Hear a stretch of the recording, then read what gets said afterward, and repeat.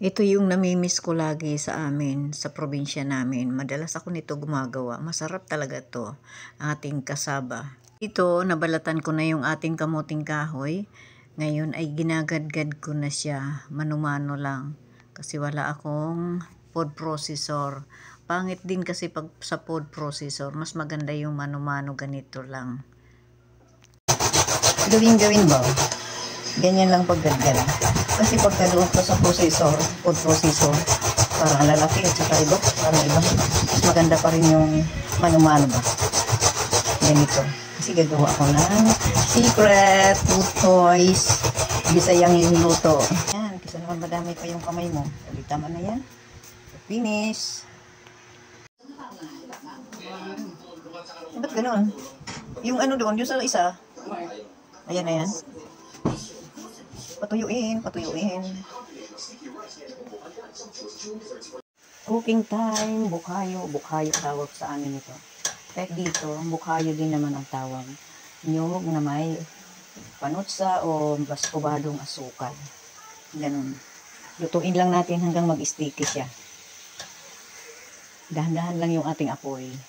Low fire, kumbaga. Para naman hindi siya mapersa ang pagkaluto. Lagyan lang natin ng konting vanilla para lalong sumarap at bumango. Konti lang. Ayan, mga ilang minuto pa. Ma-reduce lang ng gusto yung kanyang tubig ba. Para hindi naman matubig yung ating ipapalaman sa ating kasaba. Makikita nyo to. Masarap to. Papalaman sa kasaba. Pwedeng suman na kasaba. Char. Ayan, ganito lang yung ating paggawa. Ito na yung ating pinatuyo na kasaba. Hinihanda. Tim na ako ng aking tubig sa aking steamer. Ayan, katulad yan. Papalamanan lang natin yan. Huwag natin masyadong sisiksikin yan. Bawal ang siksikan. O yan. Pila-pila lang kayo dyan. Then, papalamanan natin yan. Kamay na natin para hindi tayo nahihirapan. Kasi medyo may katigasan. Ayan. Kita nyo yan. Yun. Ganun lang yun. Damihan na natin para naman masarapan yung kakain. Then, lalagyan natin ulit. Okay na yan. Masyadong punong-puno. Sana all hindi naghihiwalay. Char. Yan para, yan.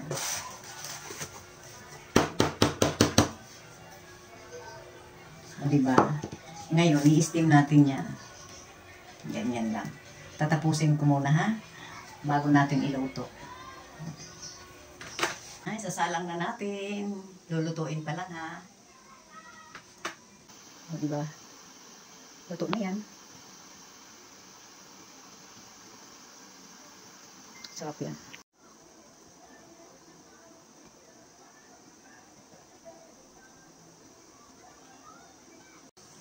Ayan na, kain tayo. Luto na. Ang sarap niyan. Sino nakaka-relate dyan? Tayo mga Bisaya, mga paborito natin to. Sarap nito, di ba? Tara, kain tayo. Ayan o. Gusto mo, kain na tayo? Ayan o. Joran! Di pala makikita pagka malapit, no? Ayan o. O, diba? Medyo malagkit siya. Oy, siya. O, diba? Kaya namin yan.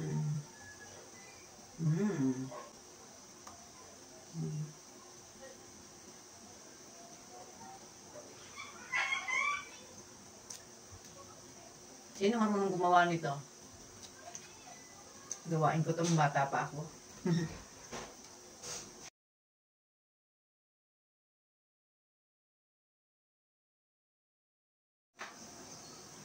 Ayan na, kain tayo.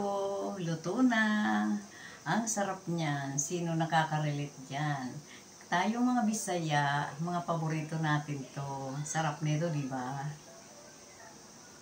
Tara, kain tayo.